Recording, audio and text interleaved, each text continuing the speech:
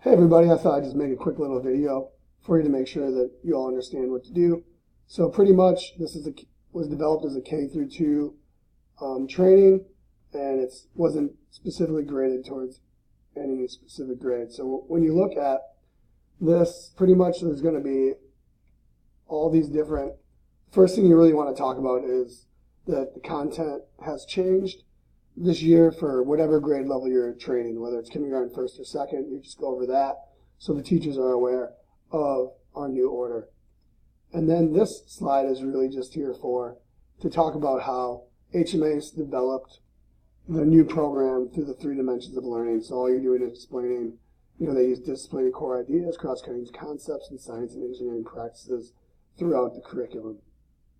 So when you get into teaching them about how to use the online program, they're just going to log in here, type the password in, and you're literally going to let them play with the home page and let them explore themselves.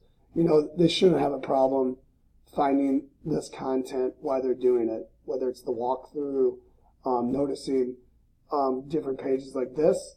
Obviously, this has been written with some notes on these pages. It's completely up to you how you decide to share this information, but the teacher should have enough I would think common sense to understand that they're going to be finding everything they need within their units, and all they have to do is click. It's pretty easy to use and user-friendly, so I think within that 10 minutes they should definitely have a good feel for it. So essentially giving them 10 minutes to explore, then you can have some questions.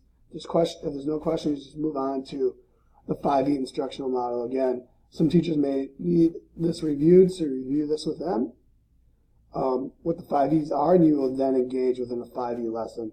You may be doing kindergarten, you might be doing first grade, you may be doing second grade, whichever grade you're doing, just go to that standard. So in the engage, obviously this engage that I put in here, since kindergarten and second grade both have force and motion, this made more sense to me to have I like to move it. If you don't want that, you can add something else for magnets. There's tons of good other hooks out there. The move-it stations you will then move into, which is their Explorer. This is just like what you would do in your classroom. So you'd put your bowling pins out, your straws, and your toilet paper tubes.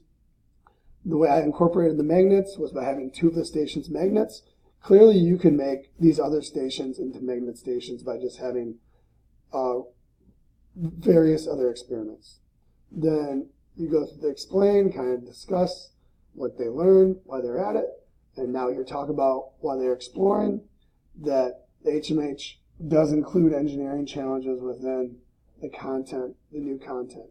Then you're going to pick one of 2 challenges. You could do first grade, obviously I would do the magnet racing challenge, while kindergarten or first or second grade may choose either one. You could really do either one. Yes, you aren't teaching magnets in kindergarten per se, but you could still apply this challenge to that, since they're learning about force and motion. Or you could use the pool noodles and then do the Marble Mania STEM challenge.